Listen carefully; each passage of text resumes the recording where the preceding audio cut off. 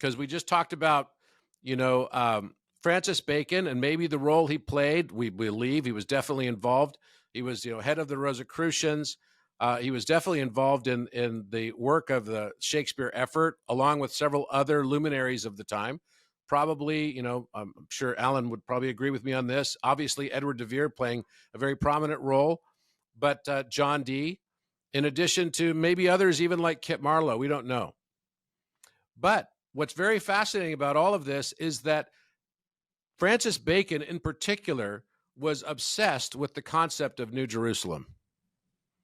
He was obsessed with the concept of a new Atlantis. In fact, he wrote a book about this that some claim is unfinished called Ben Salem. Now, this is fascinating because, again, Alan, we haven't had a chance to talk about this yet, so this is like late breaking news here. But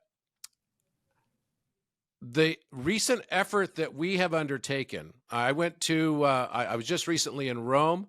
I also was in Paris. I got to visit all the obelisks in the, 3 cities of the 4 cities that have obelisks, that took obelisks from Egypt. So I went to one in Paris, and I went to one also in Rome.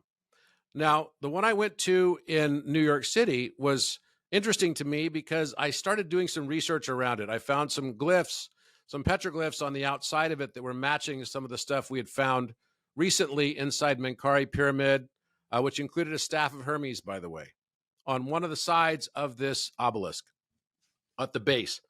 Now, this obelisk was, when it was put in place in the late 19th century, was part of 2. There was another obelisk that was its sister that came out of Luxor, and that obelisk ended up on the banks of the Victoria Embankment on the River Thames. Right. So and in both cases, even though the one that was placed in the River Thames was placed far before that of the one in New York, they were both placed on top of time capsules. Now, this is where it gets interesting. So the time capsule that was placed underneath the obelisk called the Cleopatra's Needle in New York City, right next to the Met Museum, is actually 3 items that are very prominent to this discussion, because it was not only the Shakespeare works that were encrypted by this same crew, this motley crew of Shakespeare people behind the ghostwriters, behind the Shakespeare's works. But the other thing that they were very, very involved in and led the effort on was the 1611 translation of the King James Version of the Bible. So the 2 of these 3 major items that were in the time capsule under Cleopatra's Needle, and of course, the story is a very harrowed story.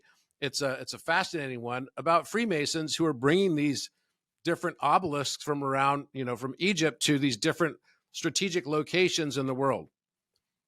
The other items that were inside that time capsule, in addition to the King James Version of the Bible, were the entire works of Shakespeare. And the third item was the Declaration of Independence. Now, you're thinking, what the heck does the Declaration of Independence have to do with these other items? Well, quite a lot, it turns out. Because as I've been doing research on this Ben Salem, the founding fathers of America believed that they had a divine mandate, that it was the sort of arm, the hidden arm or the hidden hand of Providence that was basically allowing them to wrest their country away from, the British monarchy at the time, King George III. So basically the founding fathers, most of them, I think something around 50 of the 55 signers of the Declaration of Independence were actually Freemasons. And many of them also Rosicrucians. So what does this actually mean?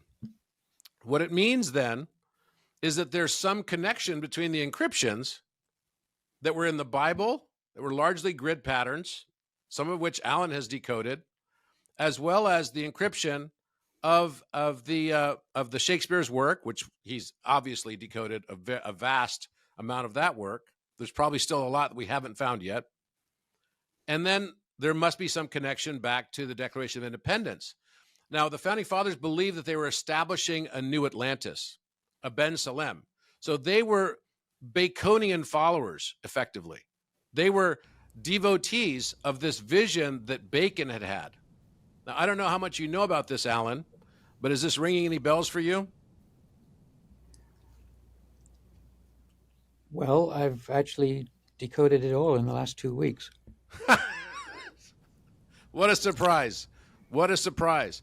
So But I basically wasn't what ready to, I wasn't really ready to dive into that yet because, as you know, I like to be very meticulous about the research on it and be accurate about everything. But yeah, I have found the codes in the Declaration, in the Bill of Rights, and in the preamble to the Constitution. See, this is what happens All when we saying don't talk for like 2 weeks. Even though 2 weeks ago I said to Alan, Alan, I have a feeling the Declaration of Independence is encrypted and you're the man to decrypt it.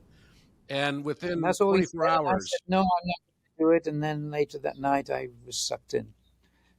But anyway, yes, well, you have a tendency to do that. But I do know, and I can give a small teaser, that it's definitely related because guess what?